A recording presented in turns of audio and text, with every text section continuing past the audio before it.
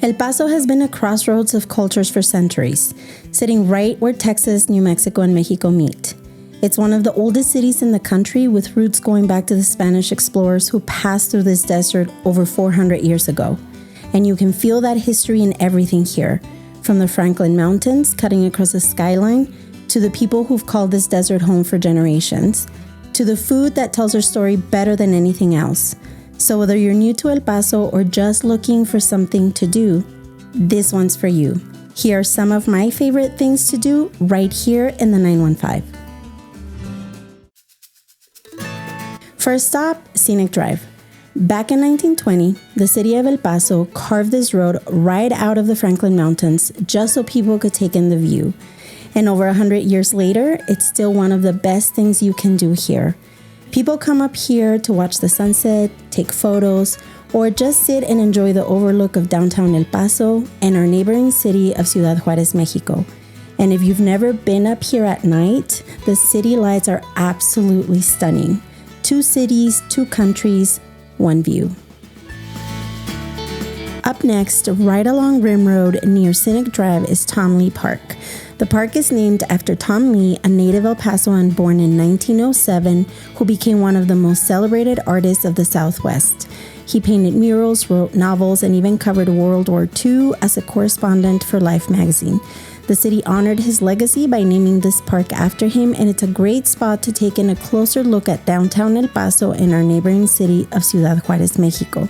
People come here to relax, take photos, have a picnic, and just enjoy the view. And of course, you can't talk about things to do in El Paso without mentioning downtown. Downtown El Paso has been the heart of the city for well over 100 years. The area was platted all the way back in 1859, and when the railroads arrived in 1881, the city took off. Today, you still got that historic energy, from the iconic Plaza Theater and San Jacinto Plaza to the local restaurants, murals, and shops that make this place feel alive. Downtown is where the history and the culture of El Paso all come together. Next is Ascarate Park, one of El Paso's most beloved outdoor spots with a fascinating history. This land was once a loop of the Rio Grande, and after the river was straightened in the 1930s, it was transformed into what is now one of the largest parks in El Paso County. Fishing, golf, a lake, picnic areas. There's something here for everyone. Just a few minutes outside of El Paso in Sunland Park, you've got Western Playland. Longtime locals will remember when it used to be right inside Ascarate Park back in the day. It called that home from 1960 all the way to 2006. Now it's just across the state line in Sunland Park, and it's still one of the most fun things to do in the area. Rides for all ages, great food, and that laid-back amusement park vibe. If you're looking for something fun in the fall, La Union Maze in Anthony, New Mexico is a must. What started as just a tent on the side of the road has grown into a 13-acre maze and a 30-acre pumpkin patch packed with pig races, hay rides, a petting zoo, food vendors, and more. It's a Borderland fall tradition that families have been coming back to year after year, only open in the fall season, so keep an eye out for when they open up. You can't talk about El Paso without mentioning Trans Mountain Road. This road runs right through the Franklin Mountains at Smuggler's Pass, a name that goes back to an 1890 cattle rustling incident in these very mountains. Today, it's one of the most scenic drives in the city, cutting through Franklin Mountain State Park with incredible views on both sides. The sunrises and sunsets from up here are absolutely stunning. It's one of those things that truly defines what El Paso is all about. And if you want to get away from the city for a bit, head out to Ramirez Pecan Farm in Clint, Texas. This family-owned farm has deep roots in the El Paso area with 3 generations of pecan farming. Fresh pecans, homemade treats, and a warm, welcoming atmosphere that feels like a family gathering every time you visit.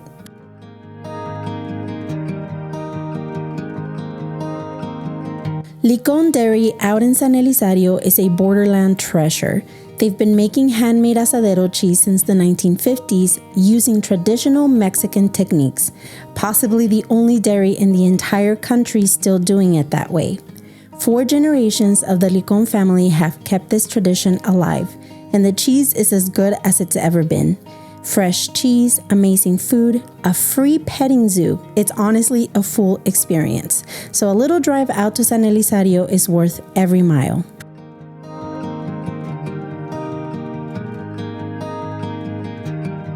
The El Paso Mission Trail is one of the most historically significant stretches of road in the entire country. 9 miles through the Mission Valley, connecting 3 of the oldest churches in Texas, Isleta Mission, Socorro Mission, and the San Elizario Presidio Chapel. These 3 missions actually predate the famous California missions by 90 years, and they're still active to this day. If you have any appreciation for history and culture, this trail is an absolute must.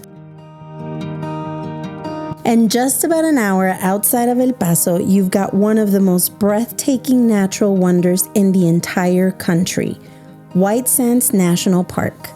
Rising from the heart of the Tula Rosa Basin, White Sands is home to the world's largest gypsum dune field, covering 275 square miles of stunning white desert. It was originally designated a national monument back in 1933, and was officially redesignated as a national park in 2019. People come here to hike, sled down the dunes, take photos, and just take in the incredible views.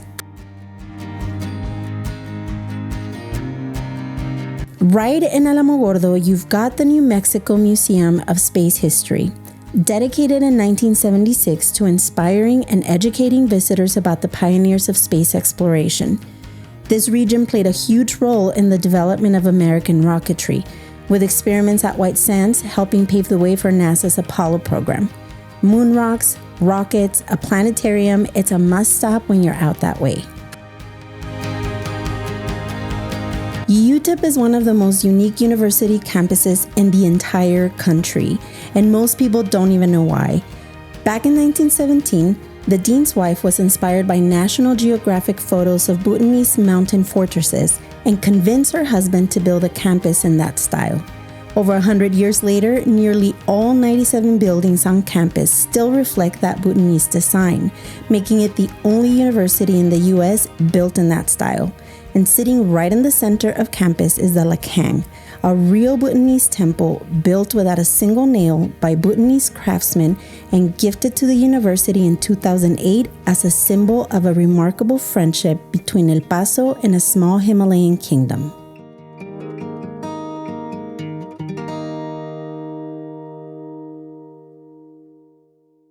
If you love the outdoors, one hike we keep coming back to is Mount Cristo Rey. This mountain has been a landmark for the Borderland since the 1930s, when a local priest named Father Lourdes Costa dreamed up the idea of building a monument at the top. And what started as a simple wooden cross eventually became a magnificent 29-foot limestone statue of Christ dedicated in 1940. The hike itself is about 4.4 miles round trip, but it is a fun challenge, and getting to the top with those views of El Paso and Ciudad Juárez never gets old.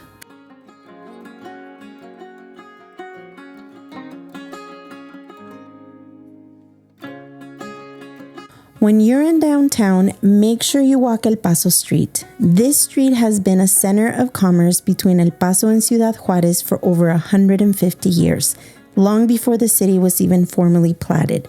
After the railroads hit in 1881, it became the main commercial artery of the city, lined with shops, businesses, and activity from San Jacinto Plaza all the way to the Rio Grande. Today, it's still alive with local shops and that unique bicultural energy that makes El Paso like no other city in the country. One of our favorite places to see in the city is La Casa de Azúcar, or the Sugar House. It's the creation of Rufino Loya Rivas, a retired garment worker who in 1973 started transforming his modest desert home into a folk art fantasy. He considered it a love letter to El Paso, his adopted city, and to its people, and he spent over 20 years building it entirely by hand. From the street, it looks like something out of a dream, a true El Paso original that you won't find anywhere else in the world.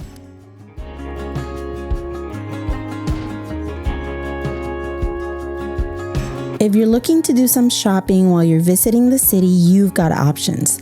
The Bronco Swap Meet, a Lower Valley institution since 1985 with over 300 vendors and 9 acres of deals. There's also Fox Plaza on Alameda, one of the oldest shopping centers in the city, established back in 1959 and still an El Paso tradition. And also the Upper Valley Artist and Farmers Market, voted the #1 market in El Paso, bringing together local vendors, handmade goods, and fresh produce every Sunday. El Paso knows how to do community, and this is exactly what we mean. One place we love to visit is Lincoln Park, or Chicano Park, as a lot of the locals call it. Its history goes all the way back to the Lincoln School, the only school where Mexican American and African American children could attend during segregation. In 1973, the city created the park right under the I-10 overpass, and it grew into one of the most important cultural spaces in El Paso. Over 50 murals painted by community artists cover the pillars of the overpass, telling the story of this community, its roots, and its pride. And on top of all of that, this park is where a lot of the action happens in El Paso. Cultural events, lowrider car shows, community gatherings. If something is going on in the community, chances are it's happening at Lincoln Park. It is definitely a spot you don't want to miss. Another great spot to visit is Keystone Heritage Park and the El Paso Desert Botanical Garden. Back in the late 1970s, during flood control construction, a thunderstorm washed away part of an arroyo and revealed an ancient dwelling that had been buried in the desert for thousands of years. Turns out it was over 4,000 years old and part of one of the oldest known villages in the entire United States. Now, it's a gorgeous 52-acre park with desert gardens, walking trails, wetlands, and a bird sanctuary. If you want to slow down and take in the beauty of the desert, this is the spot for you. These next 2 spots are not in El Paso, but they are just a short drive away. Las Cruces, New Mexico is a must, especially on a Saturday morning when the Farmers and Crafts Market takes over 7 blocks of downtown Main Street with local produce, handmade crafts, food trucks, and live music. And just a few minutes from there is Old Mesilla, a town founded in 1848 whose plaza has been the social, spiritual, and economic center of the community for over 175 years. It's a National Historic Landmark packed with community events, local shops, great food, and history around every corner. Together, they make for one of the best day trips you can take from El Paso. And last but not least, and this one you will need a valid state ID or passport for, our neighboring city of Ciudad Juárez, Mexico. There is truly nothing like having another country right next door, and crossing over into Juarez is an experience unlike anything else. From the vibrant downtown plaza and colorful markets to some of the most incredible food you will ever eat, the flavors, the culture, and the energy of this city are something you just cannot find anywhere else. Juarez is a proud, resilient, and beautiful city with a rich history, and experiencing it firsthand is something every El Pasoan and every visitor to the Borderland should do at least once. And that is a wrap. We hope you enjoyed it and that it inspired you to get out and explored some of these amazing places. Whether you're a longtime El Pasoan or visiting for the first time, this city and everything around it has so much to offer. Thank you so much for watching, and if you haven't already, make sure that you hit that subscribe button so you don't miss any of our future videos. We'll see you again on the next one.